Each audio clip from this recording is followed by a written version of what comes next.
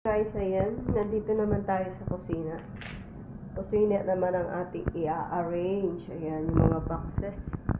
So, i-unbox natin yan. Ito, naugasan ko na siya. Bago ko ipasok sa cabinet. Ang dami.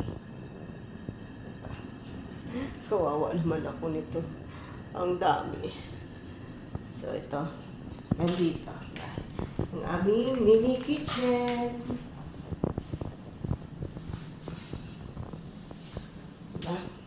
Mas maayos siya kumpara dun sa dati naming bahay. Pero magkakape muna tayo. O, diba? Oops. Oops.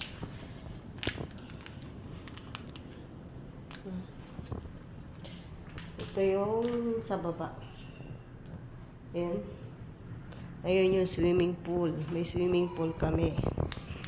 Mag-swimming tayo. Akala mo naman pwede maglangoy, no? So, magkape muna tayo, guys, bago tayo magtuloy-tuloy sa ating trabaho. Siguro, ngayong araw, kailangan matapos tong kusina. Para bukas, linis-linis na lang tayo ng bahay. So, yun lang.